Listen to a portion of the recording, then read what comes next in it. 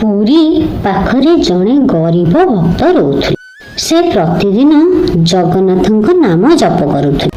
ତାଙ୍କ ପାଖରେ ଯେତିକି ଖାଇବା ଥିଲା ସେଥିରୁ ସେ ପ୍ରଭୁଙ୍କ ନିକଟରେ ଭୋଗ ଲଗାଉଥିଲେ। ଦିନେ ତାଙ୍କ ଘରେ ଖାଇବା ପାଇଁ କିଛି ବି ନଥିଲା।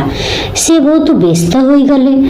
ସେ ଭଗବାନଙ୍କୁ କାନ୍ଦି କାନ୍ଦି କହିଲେ, ପ୍ରଭୁ, ମୋ ପାଖରେ ତ କିଛି ନାହିଁ, ମୁଁ ତୁମ ପାଖରେ କିପରି ଭୋଗ ଲଗାଇବି? କହିଲେ, ହେ ପ୍ରଭୁ, ମୋତେ କିଛି ଦିଅନ୍ତୁ। ବହୁତ ଦୁଃଖରେ ସେ ମୁଣ୍ଡରେ ହାତ ଦେଇ ବସିଥିଲେ। ସେହି ସମୟରେ ଗୋଟେ ଛୋଟ ଛୁଆ ଆସିଲା। କହିଲା, ବାପା, ଏଇ ଚାଉଳ ଭଗବାନ ଦେଲେ, ଆପଣ ନିଅନ୍ତୁ, ଭୋଗ ଲଗାନ୍ତୁ। ପିଲାଟିର ହାତରେ ଚାଉଳ ଆଉ କିଛି ଜିନିଷ ଦେଖି ତା ବାପା ବହୁତ ଆଶ୍ଚର୍ଯ୍ୟ ହୋଇଗଲା। ସେହି ଜିନିଷରେ ଠାକୁରଙ୍କ ପାଇଁ ଭକ୍ତିରେ ପ୍ରସାଦ କଲା। ମନ୍ଦିରକୁ ଗଲା ପ୍ରସାଦ ଲଗାଇବା ପାଇଁ। ଦେଖିଲା ଜଗନ୍ନାଥଙ୍କ ହାତରେ ଚାଉଳ ଲାଗିଛି। ସେ ବୁଝିଗଲା ଯେ ପ୍ରଭୁ ନିଜେ ତାଙ୍କ ଘରକୁ ଆସିଥିଲେ। ଏହି ଗରିବ ଲୋକର ଭକ୍ତି ଦେଖି ସବୁ ଲୋକ ଆଶ୍ଚର୍ଯ୍ୟ ହୋଇଗଲେ।